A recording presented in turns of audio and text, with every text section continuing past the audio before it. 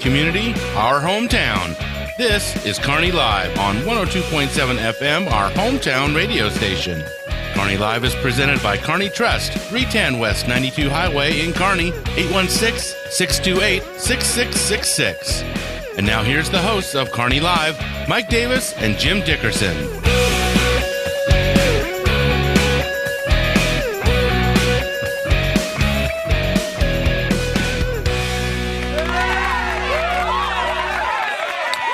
And welcome. Thank you very much. Thank you to our studio audience who's joining us here today and everybody else. Happy Thanksgiving to you. I know it's a day early. And let's go ahead before we go any further and let's talk about the elephant in the room. I know everybody was expecting to see Mike Davis. Oh, I yes. understand. And Mike's not with us today. It's good for me to be. I know. Mike is out, and I want to be honest, Brian. I kind of am taking it personal. Oh, really? Because Why are you taking it so personal? Well, as you know, I've been gone for a couple of weeks, and I came back, and I was excited because I was thinking it was going to be the first time I got to see Mike. Yep. I saw you in a And couple you of were weeks, happy? and then he found a reason not to be here, Oh. and I found that a little bit weird.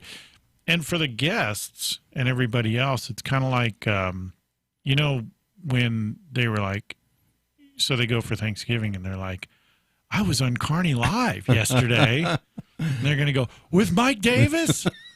Well, he wasn't there. Yeah. So it's kind of like going to the Tonight Show and expecting to see Johnny Carson and you get Joan Rivers. Right. It's just not the same. So I've ruined it for everybody. Oh. I'm sorry. That's But anyway, it's good to be back. We've got a pretty full show today. We're going to start off with the Herzog Foundation. We're going to talk a little bit about that. Coming up in the second half hour, we're going to talk to Kearney Police Department and the Shop with a Cop program that's always really popular all around the world, and but really right here in Kearney because a lot of people contribute to that, and it's such a great program. We'll talk about that here in a little bit. Also, don't forget to join us on Make Your Schedule. Put your calendar in, and now I'm going to mess up the date. December 11th, the parade. The parade, yeah. Am I December right? It's 11th. 11th. It's a Saturday. Be sure to join us out there. That'll be nice because everybody's starting to come back out, get everybody out there. And I believe we are supposed to be there. And are we judging? Or are we emceeing? I believe we're something? judging and emceeing. So, Outstanding. yeah, So we've it'll be a got good that. time. For those of you who have entries into the judging, I do take bribes, courtesy of the radio No, station. no. I don't. I'm sorry, I don't. No. I don't. But I do. But anyway, so yeah, make sure you mark your calendar. If you did not know that's coming up, that's December 11th. That's on a Saturday.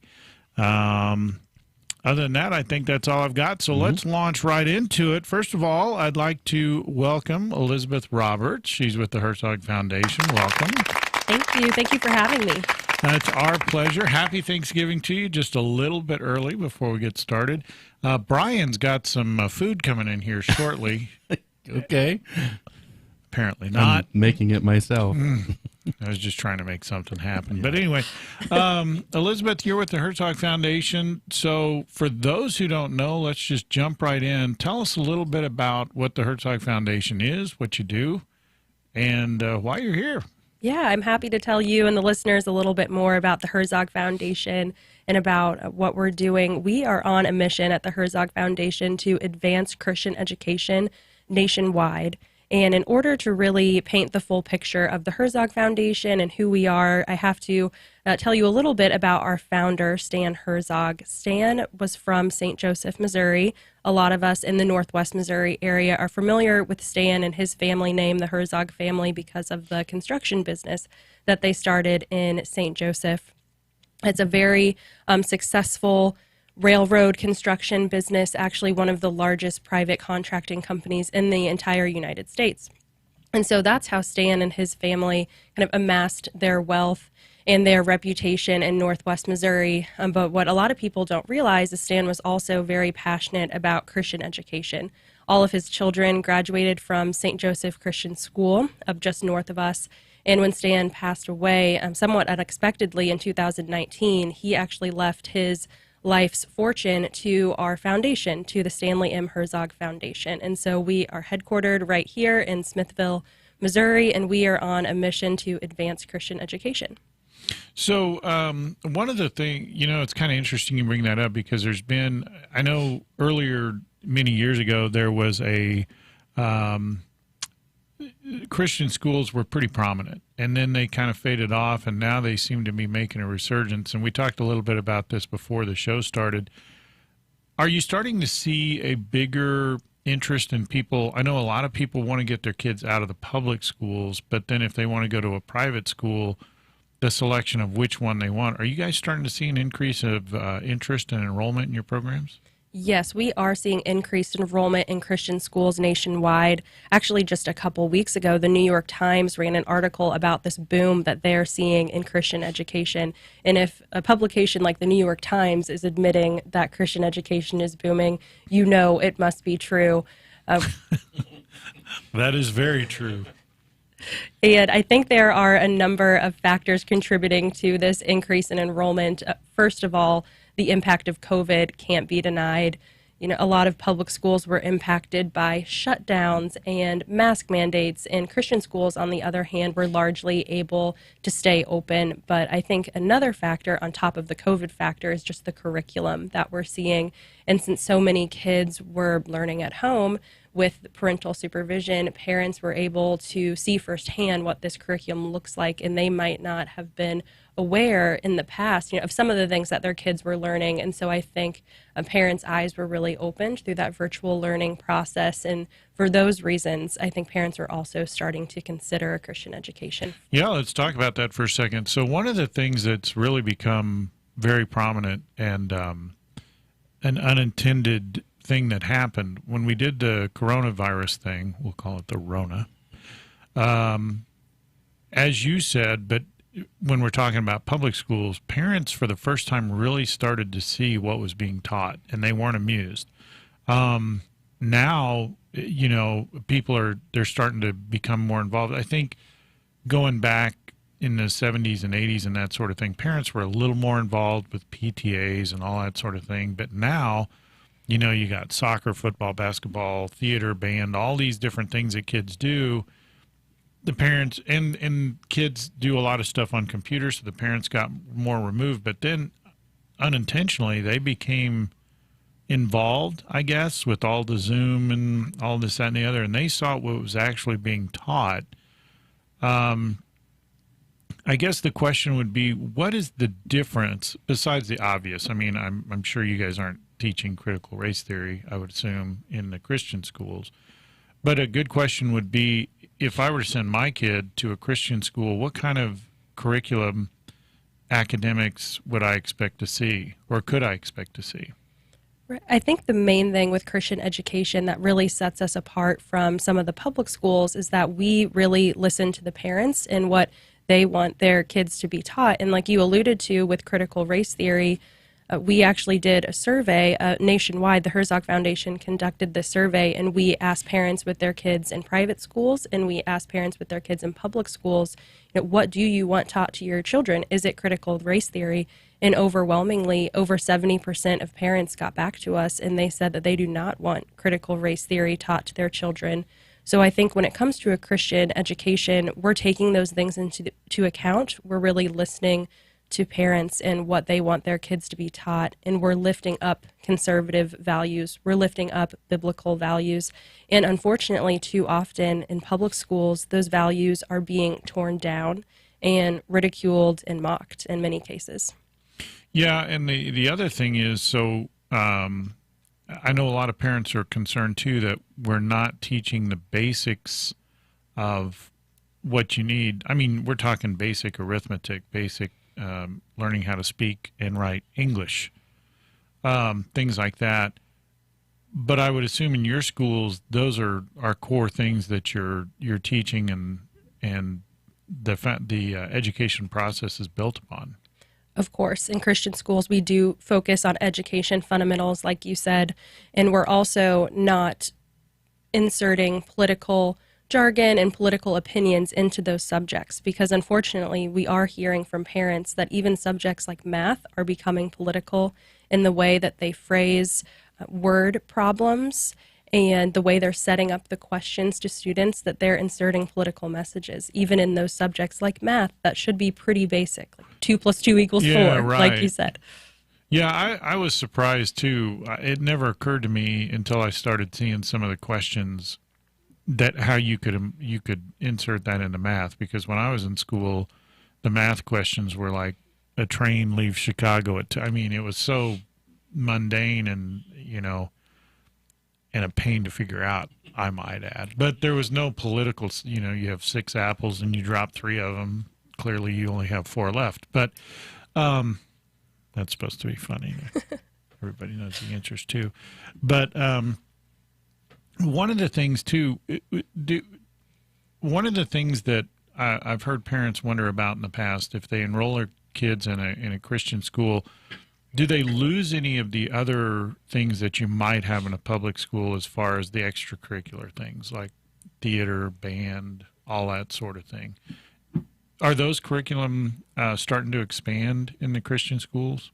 Yes, we do find that Christian schools offer just as many extracurricular programs, and I think there are even places where kids could get those outside of school if maybe for some reason a Christian school doesn't offer one of those programs. I think in 2021 there are so many places we can turn to find some of those activities for our children, but you really don't have to look that far. I mean, just here locally, Northland Christian School in Smithville is a great example of a Christian school that's really thriving and really growing, and I know they offer a robust sports program and all types of extracurricular activities. I actually just went to Northland Christian's fundraiser not too long ago, and their children performed a wonderful musical performance there. So I know they have choir programs and really anything you could want at your Christian school.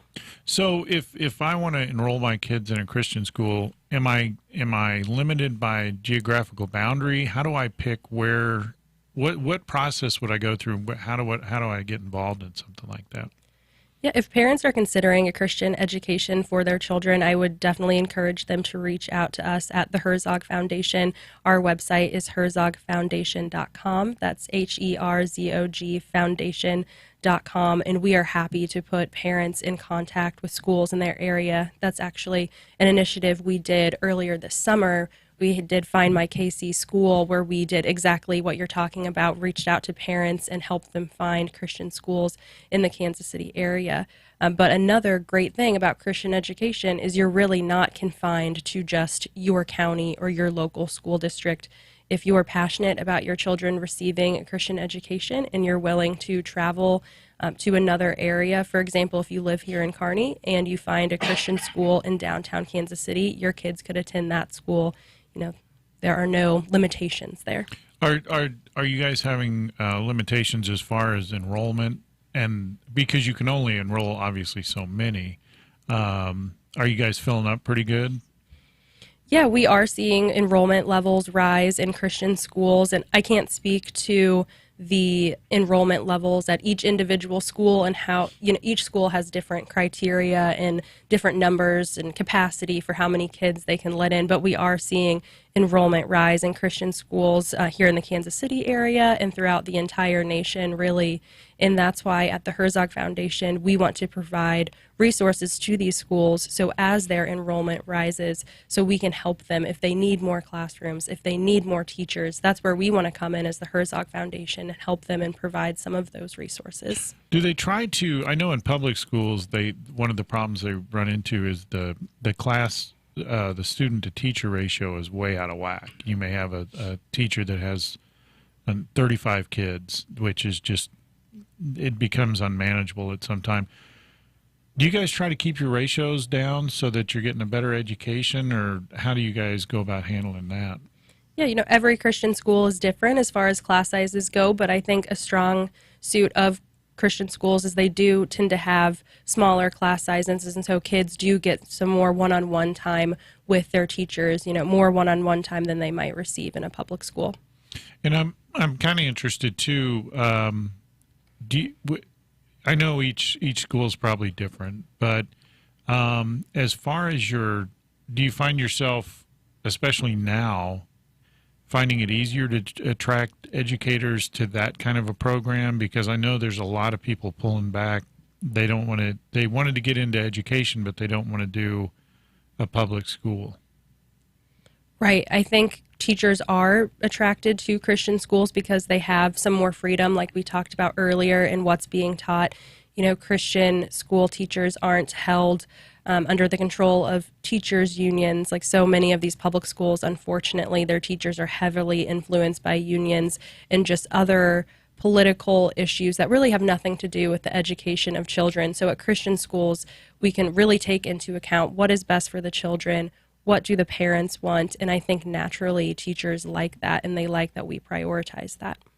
Yeah, I would think, especially now that you would be seeing a huge insurgence of people that want to come get their kids into a program like this. So when you, I know there's probably a misconception that you know, going back to the visions, when you hear Christian schools, you think of, like, even though they're not the same, like Catholic schools and getting slapped with a ruler and all that sort of thing. What never happened to me. Don't know it. But what kind of just kind of broad, what kind of curriculum might a student, you know, coming in, what's the kind of the daily type? Because I know there are classes today in the public schools I can't even, I couldn't even believe they're real.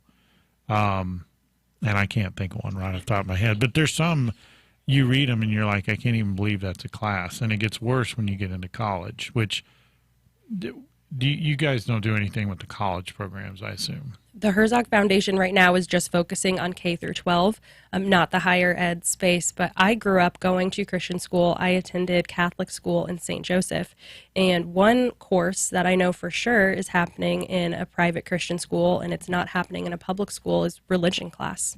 Or just opening your day every single day with your teacher in prayer, praying with your fellow students.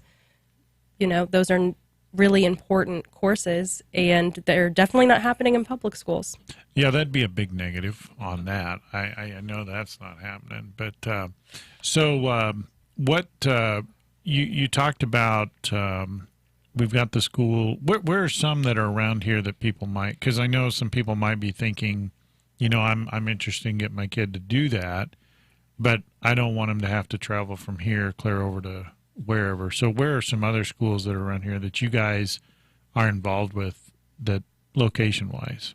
Yeah, I think in the Northland area, Northland Christian School, also St. Joe isn't too far. It's just about 30 minutes north of here. There's St. Joseph Christian School. And I think if parents do their research just in the Kansas City area, they'll be blown away by how many Christian schools already exist here and are available to them. But another thing that we want to do at the Herzog Foundation that I haven't gotten into yet is our school box program. This program is going to help individuals, whether it's a parent or a pastor, those individuals that are interested in starting their own school. We want to create a resource for those individuals so that they have a really good starting point whenever they want to start their own Christian school, because it can be a very daunting process to start a school. So our school box program, it's going to be an 11-step course, and it lays out for these individuals, if you're interested in starting a school, here are the things that you need to consider. Here's how to hire a teacher. Here's how to start a school board. Here's how to balance a budget. So that's another thing. We want to see even more Christian schools come to our communities. And you said earlier, you guys, this is kind of unusual with the Herzog Foundation. You're not right now soliciting funds or trying to raise money. You guys are doing pretty well, and you're basically, what do you guys do? Your main focus is to support these other schools. That's correct. We are not actively fundraising at this time because Stan Herzog, our founder, left us a very generous endowment, and so we are trying to give that money away and inject it into the community, inject it into schools, and our mission is to just make sure that as many kids as possible can receive a Christian education. So we are mobilizing those resources and trying to get them out to as many communities as possible. And so how did you get involved in all this? I mean, it's a relatively new foundation. It's not that old. How did you become involved in it? Right, so the Herzog Foundation is very new. We were officially formed in December 2020, and then our first hire was in January. That's when our president, Daryl Jones, was first hired. And some of you or your listeners might be familiar with Daryl because he pastored a large church in St. Joseph, Missouri for many years, I believe 30 years to be exact. So Daryl came on in January, and we just really hit the ground running and have been building our team since then. I joined the Herzog Foundation in September, so I'm one of the newer employees. I think we're up to about 10 people right now, so we're a small but mighty team, and we're looking to grow even more. Our headquarters, our building, is actually under construction right now in Smithville, Missouri. It's not open quite yet. We've been dealing with some COVID supply chain issues, but we're hoping it'll be ready for us by May. And our team is growing very rapidly, and I found out about the Herzog Foundation just, through a mutual friend. I'd worked in politics before for Senator Josh Hawley, but as soon as I found out about the Herzog Foundation and about what they're doing, I knew it was something I had to be a part of. And you were saying that you were going to have Josh Hawley come join us on the program. Josh, it'll be great to have you here shortly. Maybe be here in a half hour. It'd be good. No, I'm just kidding. Well, actually, no, I'm not kidding, Josh, if you want to join us. But where exactly is your headquarters going to be in Smithville? It's on US 69, on 69 there, where the large Catholic church is. I don't know if you've seen the construction going on right next to the church, but that's where our building will be located. It's about an 18,000 square foot building. So it's not small. It's hard to miss. So you got that. What else would you like to tell everybody as we go into Thanksgiving? What would you like to tell them about the foundation? I'm just really excited to be working with the foundation and excited that it's here in Northwest Missouri, and I want to make sure that as many parents and students know about us as possible. And I would just tell parents that if you're using Thanksgiving, this time of reflection, to really reflect on your kids and their education and the education that they're receiving. And if Christian education is something that you are even slightly considering, please reach out to us and reach out to us at the Herzog Foundation. You can find our website at herzogfoundation.com. And I'm just trying to think from a parent standpoint, the questions that I might have if my kid is in public schools now and I want to transfer them over. Anything they should know, like as far, because I don't see a downside. Your credits are going to be the same. Your ability to go on to college is going to be the same. Is there anything that parents should consider if they're thinking about, good or bad, mostly good, I would imagine, but if they're considering about, how do I transition my kid from public school over to a school like this? I know it is a big decision to make that transition, and it can also be a big financial decision as well. And I would just tell parents that they have more options now than they've ever had before. I know in Missouri, the legislature just passed a new ESA program. It's a scholarship program, and so some families might be eligible for that and not even realize. So if this is something that you've thought about, I would just tell parents that there are more resources available to you than there have been in the past, and just contact us at the Herzog Foundation, and we're happy to walk you through some of your options. That is outstanding. Anything else before we go? I think that's it. Thank you so much for having me. And give us that website one more time so if folks want to look it up, they can check it out. Yes, it's herzogfoundation.com, HERZOG foundation.com, and we are also on Facebook, Twitter, and Instagram. There you go. Elizabeth Roberts joining us from the Herzog Foundation. Make sure you look them up on the website and learn all about that. Thanks for coming in. Have a great Thanksgiving. You too. Coming up next, we've got the police coming in. They're going to talk about the Shop with a Cop program. We'll go over that. We'll talk about what you can do to help out the program. Stay with us. You're listening to Kearney Live.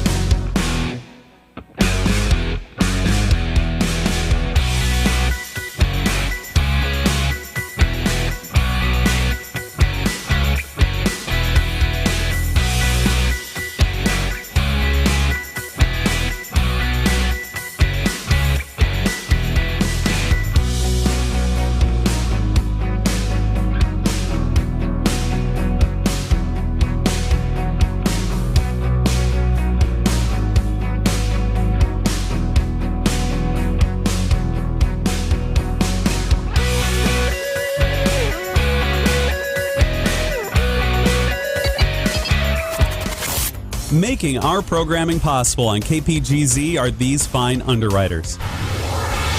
Simplify your banking, simplify your life. It's easy with Kearney Trust Company.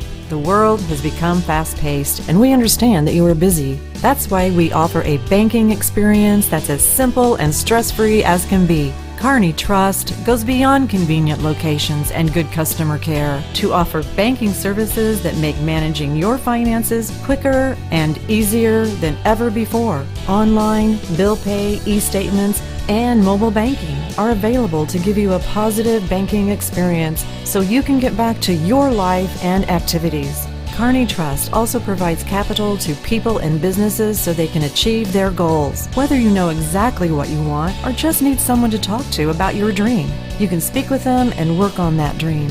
You may just be getting off the ground or ready to move into your brick and mortar building. Kearney Trust will provide you and your business with the resources you need to succeed. Kearney Trust Company is your partner for success with 2 convenient locations in Kearney at 310 West 92 Highway and 701 Watson Drive in Price Chopper. The phone is 816-628-6666. Kearney Trust Company. Banking you can trust. Member FDIC.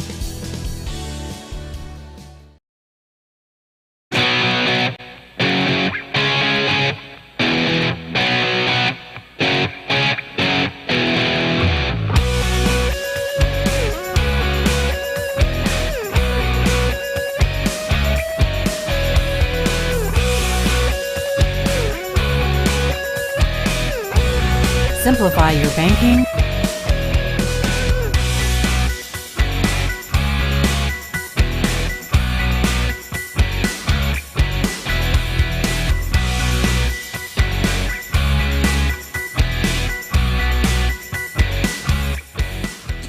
And welcome back to Kearney Live. Whoa, I wasn't quite ready for that. Welcome back to Kearney Live. We're going to talk a little bit about the Shop with the Cop program. We do it every year as we move into the holidays. And if you didn't hear me say it earlier, there's 2 things. Number 1, Mike Davis is out. I'm sorry if you tuned in to see him. I know your disappointment. I feel it every day. But Mike will be back with us next week, I think. Next week is Chamber. That would be December 1st, I guess, wouldn't it? Yeah. Next week is Chamber, so Mike won't be here. Neither will I. But Mike will be back the week after that. And I think I'm here too, so that'll be outstanding. Something to mark your calendar for. Happy Thanksgiving for the rest of you. And then coming up next, let's talk about the Shop with a Cop program. In studio, we have Charles Leach and David Parker with the Kearney Police Department. And they're going to talk a little bit about the program, which has always been hugely successful, especially here in Kearney. But which one of you guys wants to just basically take us through the basics of the program, and then we'll go into more detail from there? You guys argue amongst yourselves. Our Shop with a Cop program, we take typically underprivileged kiddos shopping for Christmas. We have a budget that we set that we usually try and stick to. Some of us are better at math than others. And we try and get things that kids need, whether it's shirts, jackets, coats, and then they're able to shop for anything else that they want. Whether that's Christmas gifts for themselves, for their family, and then most of our fundraising's done via donations. We didn't get to do it this year, but we have a golf tournament that we usually set up. Well,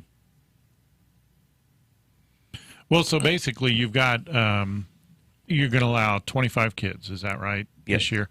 Have you already selected those 25, or are we in the process of doing that? So we're in the process of doing it. We reach out to the school district, specifically to the counselors, and let them give us a list of kiddos, and we go anywhere from pre-K all the way up to 12th grade.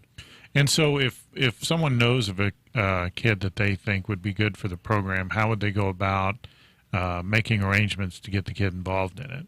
Contact their counselor. Whatever school. Whatever building they're in, contact the counselor. I know there's a couple different buildings that go based off their last name. Just contact whichever counselor's the appropriate one. Okay, very good.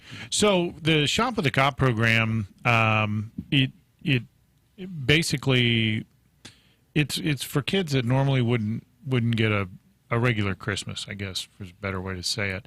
And I can't remember, you did it last year, didn't you? Even though, Yeah, so COVID really killed the way that we did it last year.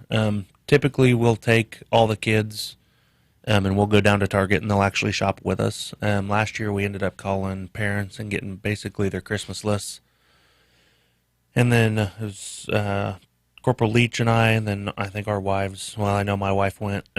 We did all the shopping, did all the wrapping, and then we delivered. It was about a week before Christmas. I delivered all the wrap gifts to the kiddos. So this year you're actually going to be able to go back into the store and do it the traditional way, where the kids get to pick and choose and do all that sort of thing. Yeah, and then we've got wives and volunteers that we usually take over the Starbucks area there of Target and Liberty. And if kids want their gifts wrapped, we wrap them. If they want bags, however they want things done, we have people to make that happen. All right, very good. So how many years have you been involved in the program? All 6 years. 6 years? We got it for 6 years, approximately 200 kids is how many kids that we've helped so far. Okay. And then that mic doesn't even sound like it's working. So we're going to skip that. We'll be back to you in a minute. We'll go back to you. That puts you on the spot for a while. Yeah. So talk a little bit about, so if someone doesn't understand Shop with a Cop, the program, just tell us a little bit about exactly how it works. So they go through, they're given there's a budget amount, then obviously that you guys have to watch because they're not going to do it. Yeah. How does that whole program work, and how do you make that happen? So we collect donations from businesses, from individuals. We reach out to Target and get a hold of them, and then schedule a day. We typically have our own register that we check out at, and then kids are literally, they have free run of the store. We usually ask parents if kids need anything specifically, whether it's clothes, anything educational wise. We make sure that we get those knocked off the list first, and then we play a game of keep up with the kids, throwing toys in the cart. Yeah, it's exactly. It is a full-time job. For however many hours we're there, keeping up with them that's the challenge. And so, how do you? I guess one question that people would ask is, how do you get the funds for doing that? So someone has to pay for it, obviously. Yeah. So all of our funding is done via fundraisers. Whether it be we have a couple of Fuente nights coming up, where we take donations, and then La Fuente donates X amount of their profit. Coming up at the end of the month, the 27th, 28th, we'll be at Price Chopper collecting donations, and then we have businesses that are super supportive of us and have been the entire time, that donate yearly. So next year we're looking at a couple different fundraiser ideas. I didn't know this until just recently. If you mail a package up to the postmaster up in Anchorage, specifically addressed to them, and then there's a program title that you need to put on it, you can have a letter mailed back that's actually postmarked from the North Pole. So we're looking at doing a fundraiser, like letters from Santa.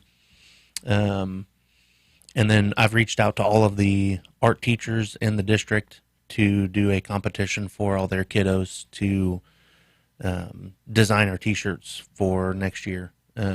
Just because of COVID and the way that everything's kind of panned out this year, and some different projects that popped up, we were unable to do any of the T-shirts. So we're trying to get other kids involved and have them design shirts and put those either on Facebook, or we're not quite sure how we're going to be doing the voting, and whoever wins, that's a design that we go with. And then we've got some plans up our sleeves as far as what the winner gets. We just haven't nailed those down yet. So if let's say somebody wants to actually donate money, how would they go about? Because obviously they can't donate toys or anything. No, and we prefer not taking toys, just because we never know. we never know if we're going to be getting 2 boys, 2 girls from each specific grade or from each school. And then we just don't have the space to store them. If we get them in June, we have to hold on to them till December. You also don't know what different kids want. Right. Yeah. So, we could very well be stuck with holding on to something for 2-3 years, and that's just not something that we can do. We take donations at the police department year round. We've got donation boxes set out at various businesses here in town, and Corporal Leach can give the better list of where they're all at. And then anything through any deposits can be made through Kearney Trust, and they can get it put in the right account. And Kearney Trust, which happens to be a sponsor of this program, as a matter of fact. We appreciate that. Do you want to take a break and then switch them out, or how do you want to do that? No, I think we'll just switch the microphone. Okay. So we've lost a microphone here in the studio, and we got guys crawling under the table and everything else trying to fix that so we can get Corporal Leach on here in just a second. I'm not sure how Brian wants to do that, so I'm going to sit here and act like, but we're talking about the Shop with the Cop program, and we're going to switch things out for just a second, and then we're going to get Corporal Leach on here, and I'm going to reach over here, and no one's going to see that. For those of you who are on radio, you didn't see any of that magic, but so now Corporal Leach is here. Tell us about where some of these locations are, and then anything that you want to add that we've skipped so far. Well, we have donation boxes at Casey's General Store, CVS, Pharmacy, and Nuts and Bolts. So anytime that you're in there, you want to drop off some change, loose change you have, we come by and check a couple times a week, and then we take the donations to Kearney Trust. And so anything you guys have is always more than helpful for us. And so you've said that you have a lot of sponsors that actually step up and help you with this program year after year. Who are some of those sponsors, so we can give credit where credit's due for those who've always stepped up and helped support the program? First Missouri Bank's always stepped up and helped. Labor Max has stepped up. Second Chance Diesel. Hampton Plumbing stepped up. There's just so many places that's a lot of the businesses. You go around town, there's always businesses. There's just so many all the businesses donate somehow, either by letting us put a donation box in some way. They're helping us out with this fundraiser. So, what are some of the requirements, or are there any? Because I know we get this year after year people that want to have a kid that they feel might benefit from the program. Are there any requirements that a child has to have this, or this, or to get into this, or? No, it's all through the school. So we reach out to the counselors. Really, it's through the counselors that make the determination. Then they send us the child's information. So the Kearney Police Department don't really have a say of who the child is picked. They determine who. They send us information. And so, go off their and then they get to go through Target, and then it's like a free-for-all. Yeah. They get to do. And what's their amount, their dollar limit? It really depends on our budget. So if we have X amount of dollars, it may adjust from year to year. It just depends on how much donations we have. And then we also, within that budget, we get them a Christmas dinner as well with that budget. So it could be a ham, a turkey, and all the fixings as well. So I did, several years ago, did the Shop with Cop program. And the biggest issue I had was the kid that you would have would go for the $700 motorized car, clearly out of the budget. Oh, yeah. How do you get the kid out of the car? That's always a fun thing to try to do, but you try to redirect. I've done it since I've been at Kearney. I've been part-time since 2014, full-time since 2016, and I enjoy it. Just the thrill on the kid's face. You go from the kids from, like Officer Parker said, to kindergarten, first grade, second grade, all the way up to 8th grade, 9th grade. Just the appreciation, the fun they have. It may be Legos, it may be books, it may be clothes. Some kids, they start picking out items for their mom, their dads, their siblings, their friends, and then it jumps back into their stuff for themselves. So they're thoughtful gifts. Everybody's always appreciative of this stuff. Yeah, one of the things I noticed was that a lot of the kids, I was surprised, they would always shop for someone else first. They wouldn't shop for themselves. That always surprised me because it was a tremendous amount. Talk a little bit about, especially in today's fine environment, what does it do to benefit the relationship between the kids and the police? I think it lets them see a different side of the police. They get to go have fun with us. We're walking around. We're joking with them. We're playing with them.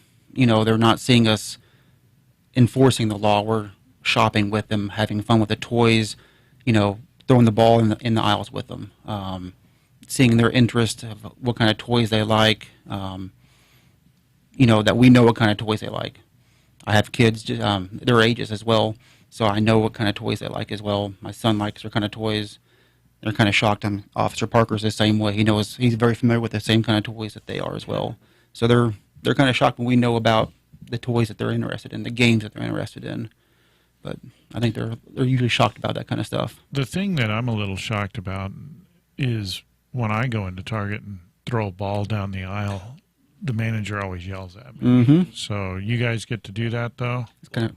We'll have to get you a uniform. Okay. That's what I want, another uniform. Exactly. But, and you're more than welcome to join us. Well, good. Awesome. And what day is that ago, though? So we're hoping that December 18th. Okay. So I can just see myself chasing a big ball down the aisle. That'll be good. Again. We've had kids bicycles. That's a big item. Kid want a new bicycle. Game on, but usually want them to get the helmet with it, of course. A skateboard, same way. You got to have the safety part of it. So yeah, that was important with it. Be bad if you bought the bike and then you were just a little short on funds for the helmet, so you can't get the whole deal. Talk a little bit about this, the dinner, the food aspect, because that's a new part to me that I didn't know that part existed. Yep, we Price Chopper. We go. They help with the majority of it. So they'll have the mashed potatoes, the vegetables, the rolls, pretty much all the side dishes, and then they'll have either a turkey or a ham, whichever one we choose. So their entire Christmas meal is covered as well. So all they have to do is cook all the meal. So they have everything covered for that Christmas meal. Nice. And whenever they get done shopping, they have a grocery bag full of all the items that they take with them home.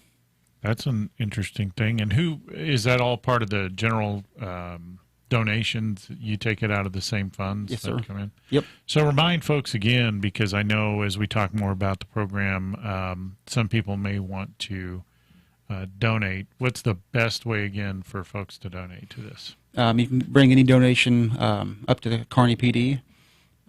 We'll take that, or you can go to the Kearney Trust and make it a deposit right into the Kearney PD Shop with a Cop. And so, obviously, and we talked a little bit about this before, we don't want to do toys because that's always a challenge to do. Anything else you guys want to tell us about the program? We can switch the mic back if we need to. Well, there's a lot of staring going on. These guys are talking amongst themselves. But anyway, the Shop with the Cop program, I'll let them get some time here. Shop with the Cop program, for those of you who aren't familiar, it's a good way to get kids that otherwise probably wouldn't have a great Christmas, get them involved, and then get them involved with the police department, as you can see on the pictures there. If you're watching on TV, if you're listening on radio, then the pictures probably don't mean that much to you. But you can see all the people that were involved there in the Shop with the Cop program, and then it's a good way to get the kids involved, not only to interact with the police department, but also to get them something for Christmas that otherwise they may not get. The Kearney business community has always been tremendously generous and allowing and donating funds to allow the program to continue. It'll be good this year to get it back so that kids are actually able to walk through the store as opposed to having it's a little different. when you try to pick something and hope someone goes and gets it or something like that. And so it'll just be good to get that all started. What have I missed? I think you've got everything. Covered it very well. Should we cover it again? So, yeah, it's coming up, and you're hoping for December 18th. Yes. And you will trying to think if there's anything else we haven't covered. We've talked about how to donate. How many kids you guys? They're doing 25 kids. 25 kids, Talked yeah. about that. Well, And you don't have all 25 yet. No. So there's still, let's go through, just in case someone missed it, get them through the counselor. How does that work? Well, here we go. Give it just a few seconds. Playing musical microphones. So basically, you just contact whatever kiddo's counselor through the school district, whichever one's appropriate for them. Talk with the counselor. I've been in contact with them. They're supposed to be getting me a list here pretty quick, and then we'll reach out to parents and figure out, make sure that everybody can make that specific date. And so, hypothetically, if there was a radio station that needed funds for a new microphone, how would go about picking that up? Well, you would need to contact your counselor. Brian, do we have a counselor? We'll get one. We'll get one. Okay. Sounds like employment is expanding. Yeah, we'll have to get a counselor. Anything you want to add about the program that we haven't? No, so we've got a bunch of brainstorming ideas as far as fundraising for next year. Trying to get more kids involved that aren't necessarily involved in the program. Get them some things to do during the summer. I know one of the things that we're in the planning stages of is like a Touch a Truck program, where we're hoping we can get out to one of the parks and get like some Humvees, MRAPs. Hopefully we can get a helicopter landed either from Kansas City or from like LifeNet or something like that, and get basically all these great big trucks that kids don't have a chance to ever. They see them on TV, they see them on wherever they rolling down the road or in the sky. See if we can get them in and let them basically go play on things that they're not normally allowed to touch or around. We have zero plans on that one yet. That's just something that we're hoping to get done, just to get kids out and give them something to do. And so when you've done this program in the past and you go through, let's exclude last year, what's the most common toy that kids go after? Do you know? Kind of like Corporal Leach was saying, you get kids that inevitably they'll pick that Xbox or the PlayStation. If it's in their budget and parents are okay with it, we're okay with it. The only thing we don't really allow is gift cards. And there's a little bit of leniency on that, but we don't like to do Target gift cards or anything like that. But really, once you redirect them and they realize that they can go anywhere in the store and get anything, there's not really one universal toy. I didn't know if there was a thing where every kid goes for an iPad or something like that. No, iPads. We had one. That was where we hurt the most on math. We ended up having a parent that wanted us to get. They wanted them to get like leapfrog tablets, and we went and grabbed them. And the guy's like, "All right, they'll be up at the front." And I just kind of looked at him like, "Seriously?" Yep, store policy. I said, "Okay, that's fine." So we go and we do all of our shopping, and we get to our budget, and we get up there, and we're like $6 over each. I'm like, "All right, that's not bad." And then the lady goes, "Are these your tablets?" I went, "Oh no, yeah, they are." Yep, they are. So JD was the old coordinator. He was nice enough to get me and the other officer that went over by a lot some math workbooks for Christmas. And we turned those in, and I erased all my answers and put different answers on there, just to mess with JD. So it's fun. But as far as anything specific, no, it's hit or miss. One kid may find something you've never thought of, but it's surprising. Anybody that's gone for the first time, it's surprising to them, and it was to me, on what the kids will actually get. You'd think that they're going for iPads and they're going for all this, but they still think of mom and dad. They still think of baby sister or baby brother that's at home, that counselors just may not know about. I've had kids before, like, well, he needs new binkies. Awesome, let's get new binkies. So there's no rhyme or reason to it. Yeah, that's like I said, that's kind of interesting the way they do that, and actually a little refreshing. While we're talking about Christmas, which is right around the corner, for those of you who have not begun your shopping yet, that'd be me. We were, and I think we can talk about this, informed that we will have a special visitor here on the 23rd of December. Hang on, Brian's going to look it up. So we're going to have a special guest. Am I allowed to say who it is? Yeah, you can say who it is. So Santa Claus is going to drop by. We have been working on it's 22nd. He's going to be here in the studio. And what we're going to do, I think we did this a couple of years ago. If someone wants to call in and talk to him, we're going to try and get as many callers in as we humanly possibly can. Now, obviously, he can only talk to one person at a time. The show's only an hour long, and we have to limit what you're allowed to, you can't talk to him for a half hour. Brian tried to do that last year. That didn't go well. But anyway, so mark your calendar for December 22nd on the show. It's live call-in, so you'll be able to talk live to Santa Claus. Mike Davis will be here as well. We're going to try and, not let Mike talk to Santa too long because he does the same thing. But if you have anything that you want to say to him or ask him about, it's just a couple days before Christmas, a good time to do that. Don't forget the Shop with a Cop program, which is coming up. Once again, if you want to donate, you can go to, I'll let you guys talk about it. People hear me, but take it away. You can tell them how to donate. Yeah, so we'll be at Price Chopper on the 27th, 28th, accepting donations. I think we plan on being there from 8 to noon. We may be there a little bit longer, but 8 to noon for sure. Any donations can be dropped off the police department, and then if you so choose, the Kearney Trust Company, they should be able to get it deposited into the appropriate account. And then remind one more time, if you know a kid that you think might benefit from the program, what's the best thing to do? Yeah, so just contact their counselor at the school, whichever counselor is appropriate. Let them know that you think that a specific kiddo would be a good fit, and they're the ones who provide us the list.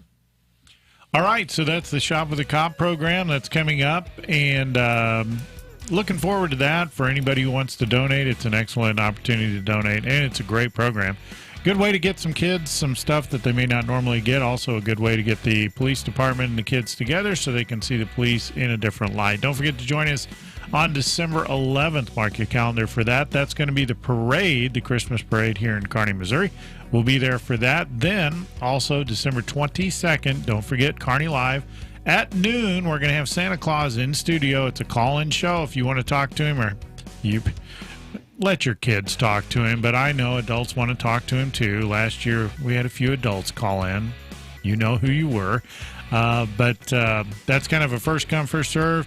Might want to save that. Get your speed dial all set up for the station, so we'll have that. That's December 22nd on Kearney Live.